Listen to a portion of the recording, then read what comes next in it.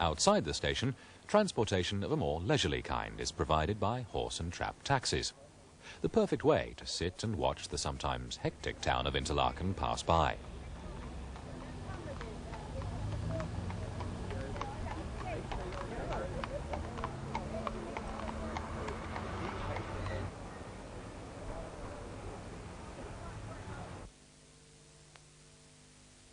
For the rail passengers on this branch of the BLS, standard gauge travel ends on the opposite side of town at the Interlaken Ost station.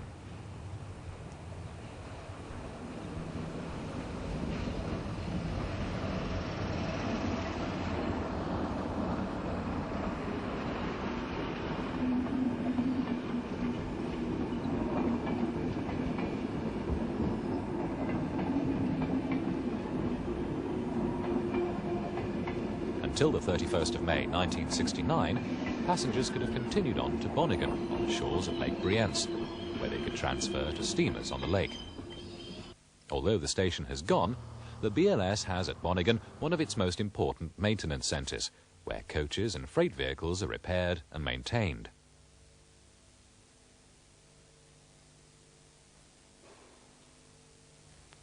The workshops, now being enlarged, are also responsible for looking after the maintenance of the steel bridges on the BLS. Interlaken Ost is the interchange point between standard gauge and two narrow gauge railways. From here, the Brig railway, the SBB's only narrow gauge line, departs for Luzern in central Switzerland.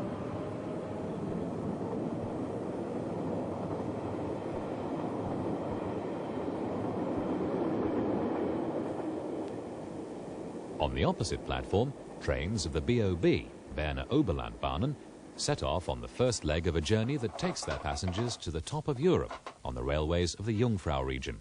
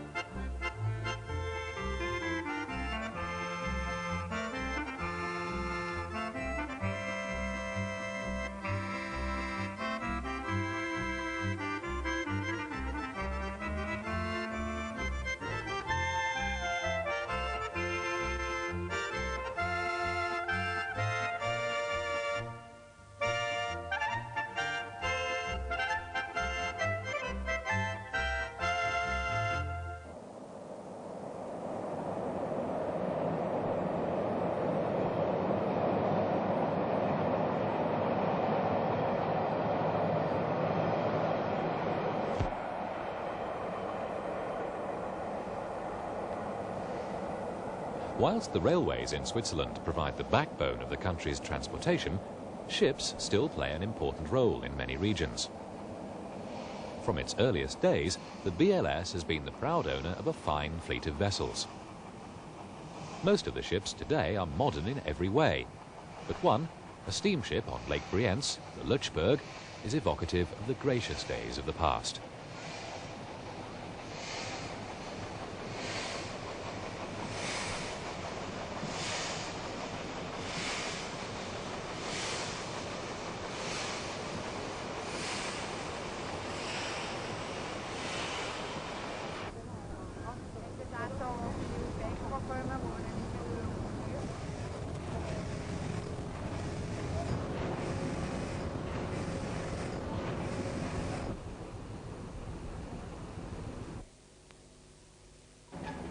Departing the splendid beauty of Interlaken and the Jungfrau region by either train or boat, it's now possible to return to Spiez and explore the other arm of the BLS by travelling on to Brig.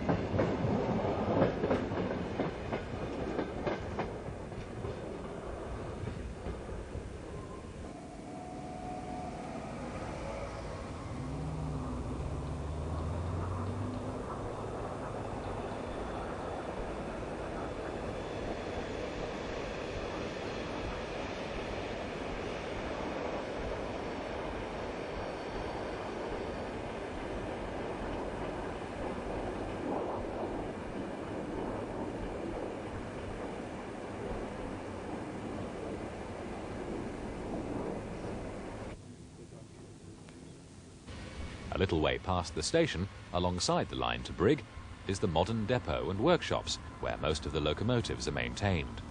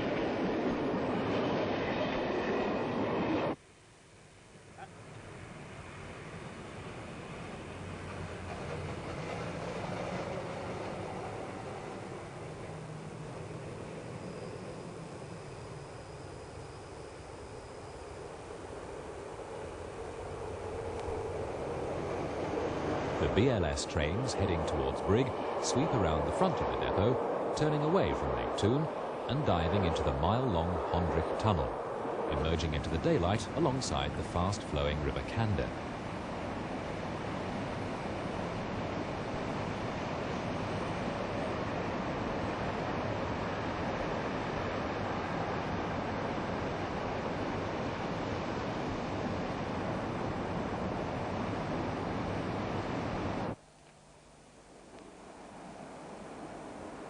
The first station in the Kander Valley is Heusstrich Emtal, unmanned today, and only the occasional local train stops here.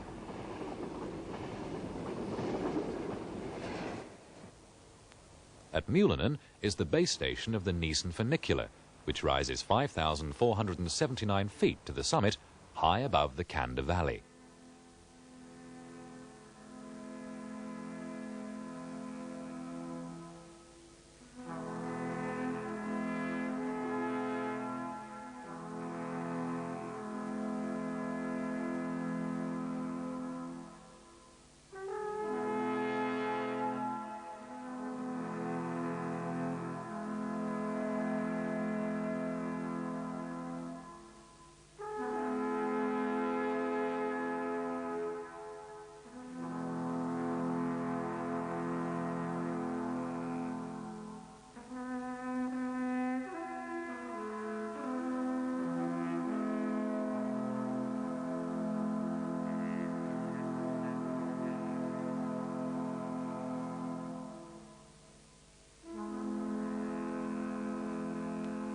Far below, the express trains of the BLS rush up and down the valley, their passengers cocooned in the air-conditioned luxury that is the hallmark of modern rail travel.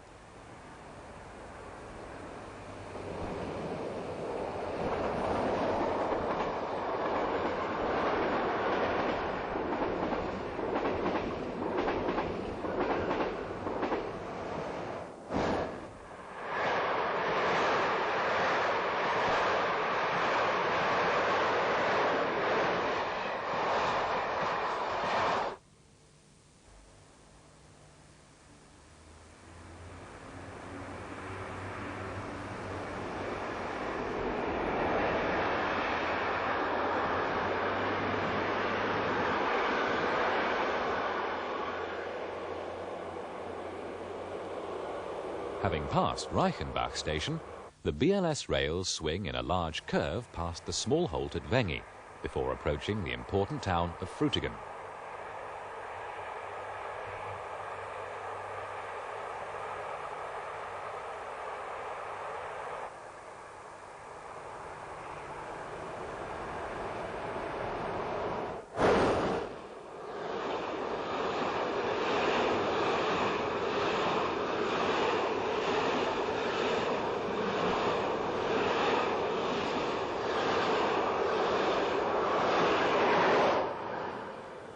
Frutigen is the terminus for a number of local services and a transfer point for associated buses.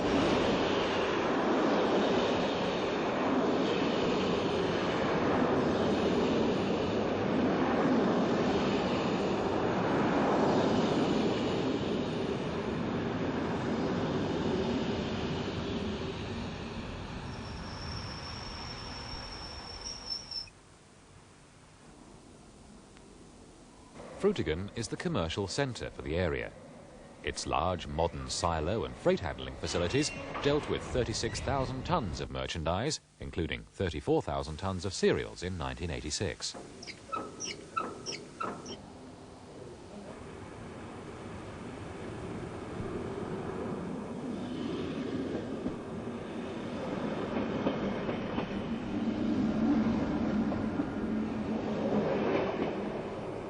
At the station is the local nerve centre of the railway. From here, the frequent passage of all trains between Reichenbach and Kandersteg is controlled by a maze of cables and relays, controlling points and signals throughout this section.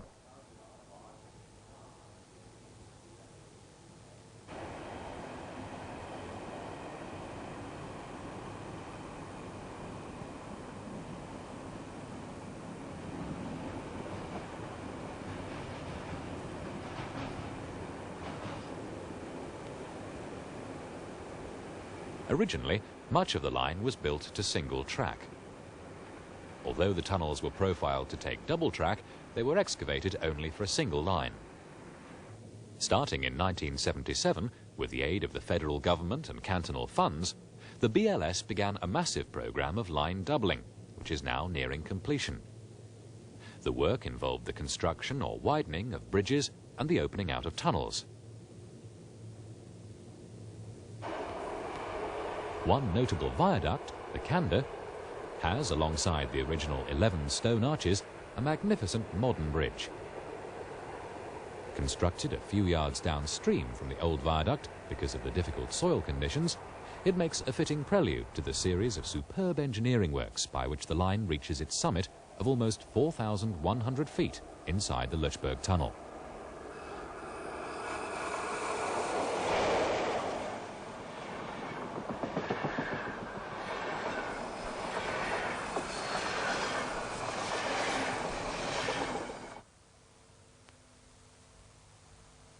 A common feature of Switzerland is the glaciated valley.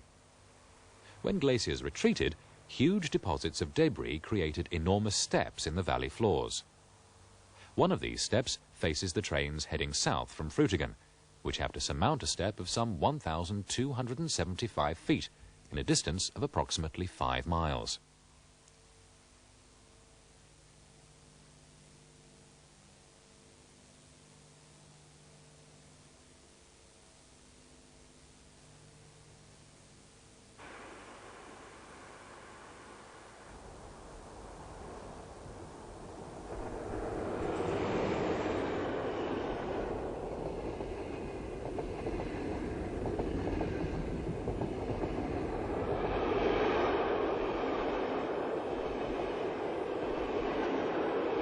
Only brilliant engineering could maintain the ruling gradient of about 1 in 37.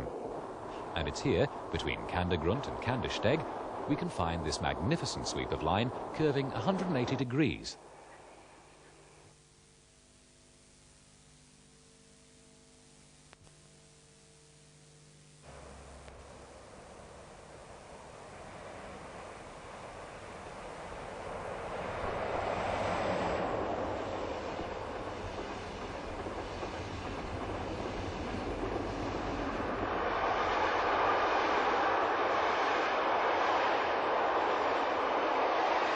Having passed around this first loop, the trains head northwards down the valley and plunge into a tunnel at the end of the platform. Once inside, the railway describes an almost complete circle, still climbing, emerging high above the valley floor, heading southwards once again. Far below, hidden amongst the trees, is the famous Blausee, or Blue Lake. This lake, formed by a violent avalanche many centuries ago, is one of the wonders of nature. Its brilliant blue colour is attributed by some to the minerals the water passes through on its underground passage from the Öschenen Lake high above Kandersteg.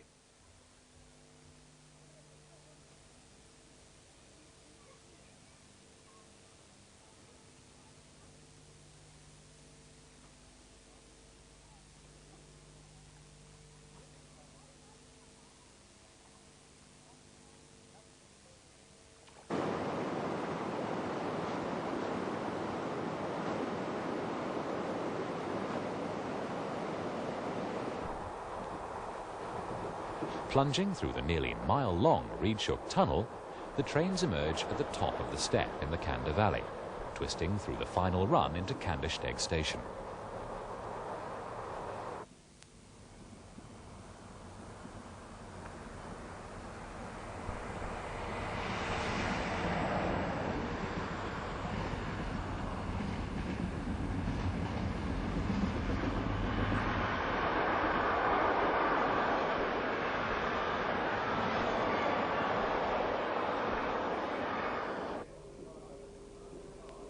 All trains stop at Kandersteg, including the Eurocity expresses from Central Europe and Italy.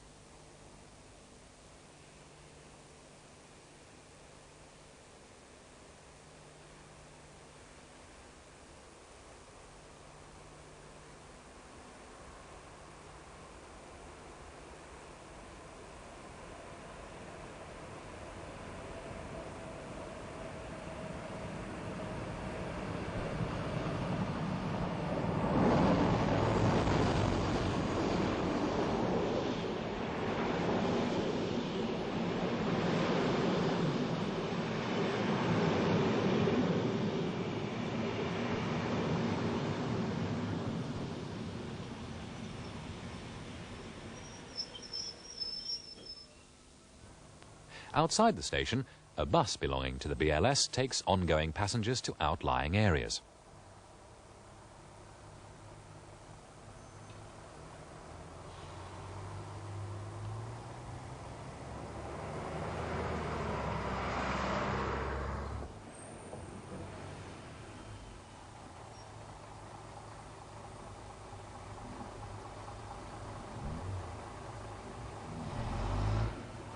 Kandersteg sits amidst the glorious splendour of the High Alps, surrounded by famous peaks such as the Blumlis Alphorn, the Doldenhorn, the Balmhorn and the Altels, and nearby the peaks of the Bier and the Gilhorn. It's these mighty peaks that together formed the impenetrable barrier known as the Lötschberg.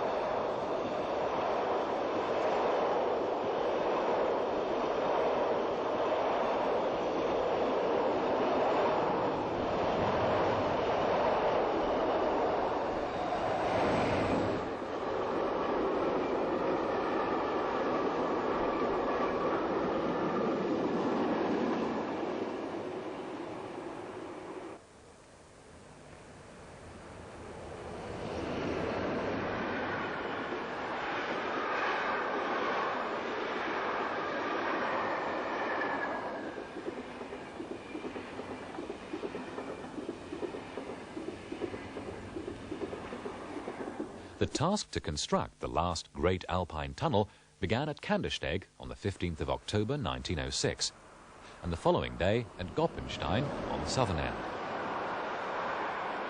Trains roar through this tunnel day after day, year in, year out, with the occupants giving little thought to the people who built it and the perils they faced.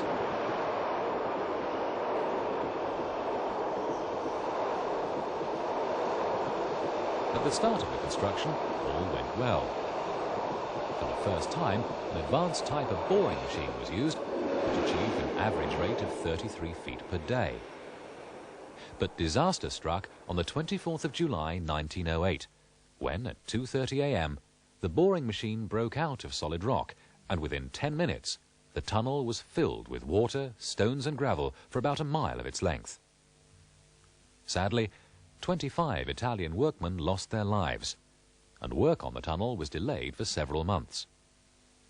Eventually, this section of the tunnel was blocked off and abandoned. The dangerous area, now bypassed, caused the tunnel to have 3 curves and to be 800 yards longer than first planned, making the total length 9 miles, 132 yards. The Lötschberg Tunnel was finally opened on the 15th of July 1913.